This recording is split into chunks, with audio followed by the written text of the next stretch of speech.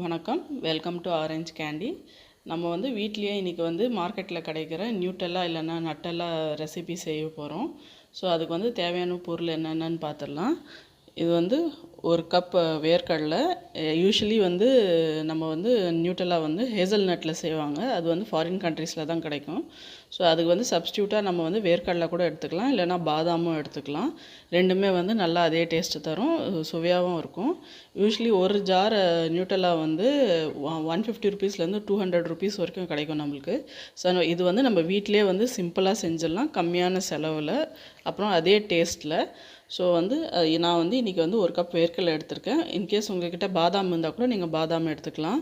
அப்புறமா 1/4 cup cocoa powder, அப்புறமா ஒரு டேபிள் ஸ்பூன் வந்து பால் பவுடர், அப்புறமா 1/2 கப் சர்க்கரை, அப்புறமா ஒரு டேபிள் ஸ்பூன் வந்து எண்ணெய். இது வந்து ரீஃபைண்ட் ஆயில் எடுத்திருக்கேன். அதை இன்னொரு விஷயம் என்னென்னா, நம்மளுக்கு மார்க்கெட்டில் கிடைக்கிற நியூட்டெல்லாவில் வந்து பாம் ஆயில் யூஸ் பண்ணுவாங்க. அது வந்து உடம்புக்கு நல்லதில்லை. ஸோ வீட்டில் வந்து உங்களுக்கு நீங்கள் ரெகுலராக என்ன யூஸ் பண்ணுறீங்க, தேங்காய் எண்ணெயோ இல்லைன்னா ரீஃபைண்ட் ஆயிலையோ யூஸ் பண்ணிக்கோங்க. ஏன்னா நல்லெண்ணெய்லாம் விட்டிங்கன்னா கொஞ்சம் நல்லெண்ணெய் வாசனை வரும், அதனால் அது வேண்டாம். ரீஃபைண்ட் ஆயில் இல்லைன்னா கோகோனட் ஆயில் ஏதாவது நீங்கள் யூஸ் பண்ணிக்கலாம்.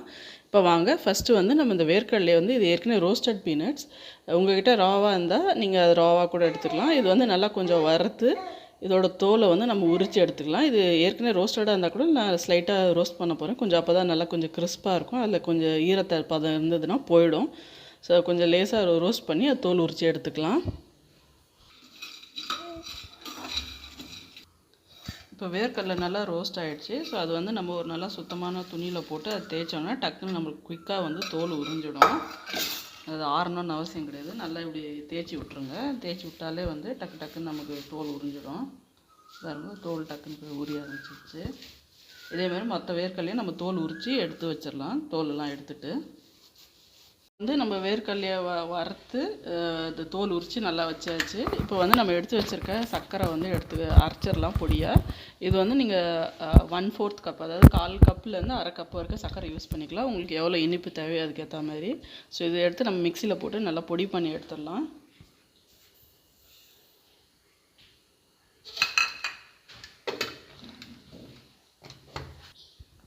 இப்போ அரைச்சி வச்ச சர்க்கரையை வந்து நம்ம அதே கப்பில் ட்ரான்ஸ்ஃபர் பண்ணிக்கலாம். இது பாருங்க, சர்க்கரையை நம்ம பொடி பண்ணி எடுத்தாச்சு. இப்போ வந்து நம்ம அதே மிக்ஸி ஜாரில் வந்து வறுத்து வச்ச வேர்க்கடலையை போட்டு பொடி பண்ணிக்கலாம். நீங்கள் நினைக்கலாம், ஏன் வந்து ரெண்டும் ஒன்றா போட்டு அரைச்சிருக்கலாமே அப்படின்னு. அது மாதிரி போட்டால், ஏன்னா நம்ம தண்ணி விட பொறுத்தல, அப்புறம் பிளேடு வந்து சிக்கிக்கும், அரையப்படாது சரியா.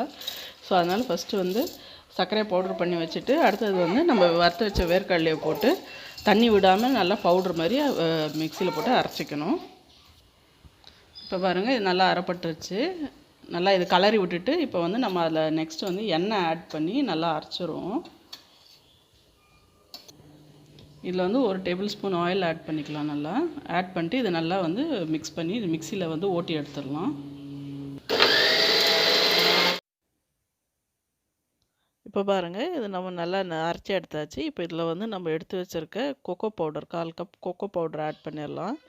நீங்கள் எந்த பிராண்ட் கொக்கோ பவுடராக யூஸ் பண்ணிக்கலாம். அப்புறமா பால் பவுடர் ஒரு டேபிள் ஸ்பூன்.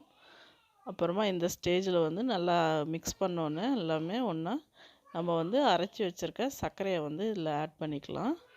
இன்கேஸ் வந்து உங்கள் மிக்ஸி ஜார் வந்து இதெல்லாம் அரைக்கும் போது கொஞ்சம் சிக்கிற மாதிரி டைட்டாக இருந்த மாதிரி இருந்துச்சுன்னா, நீங்கள் வந்து கூட கொஞ்சம் 1லேருந்து 2 டேபிள் ஸ்பூன் வந்து எண்ணெய் யூஸ் பண்ணிக்கலாம். பாருங்கள், இப்போ நல்லா இதை அரைச்சாச்சு. இப்போ நம்மளோட நியூட்டெல்லா ரெடி. இதை வந்து நம்ம ஒரு ஏர்டைட் கண்டெய்னர் இல்லைனா கிளாஸ் ஜாரில் ஸ்டோர் பண்ணிடலாம்.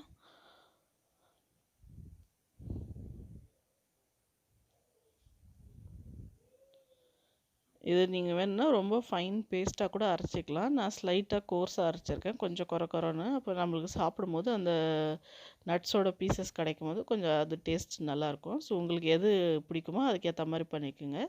நான் இன்றைக்கி வந்து ஒரு கிளாஸ் ஜாரில் வச்சு அதை ஸ்டோர் பண்ண போகிறேன். ஸோ இது வந்து நீங்கள் ஒரு 15 to 20 டேஸ் வந்து இந்த மாதிரி ஒரு ஏர்டைட் கண்டெய்னர் இல்லைனா கிளாஸ் ஜாரில் வச்சு யூஸ் பண்ணிக்கலாம். இப்போ பாருங்கள், நம்மளுக்கு வீட்லேயே சூப்பரான நியூட்ரிஷியஸான அப்புறம் ரொம்ப சீப்பான அப்புறம் டேஸ்டியான நியூட்டெல்லா ரெடி ஆகிடுச்சு. ஸோ வந்து நம்ம இது மாதிரி கண்டிப்பாக இந்த ரெசிபி ட்ரை பண்ணி பாருங்கள், உங்களுக்கும் பிடிக்கும்னு நினைக்கிறேன். குழந்தைங்களுக்குலாம் வந்து சப்பாத்தி, பிரெட் அதிலலாம் தடவி கொடுத்திங்கன்னா அவங்களும் நல்லா விரும்பி சாப்பிடுவாங்க. நல்லா சுவையாகவும் இருக்கும், நல்லா ஹெல்த்தியான டிஷ்ஷும் அது. ஸோ கண்டிப்பாக இதை ட்ரை பண்ணி பாருங்கள். ட்ரை பண்ணி பார்த்துட்டு எப்படி இருந்துச்சுன்னு கீழே கமெண்ட் செக்ஷனில் சொல்லுங்கள். அப்புறம் இந்த வீடியோ உங்களுக்கு பிடிச்சிருந்தா லைக் பண்ணுங்கள், ஷேர் பண்ணுங்கள். அப்புறம் மறக்காமல் எங்கள் சேனல் ஆரஞ்ச் கேண்டிக்கு சப்ஸ்கிரைப் பண்ணுங்கள். நன்றி, வணக்கம்.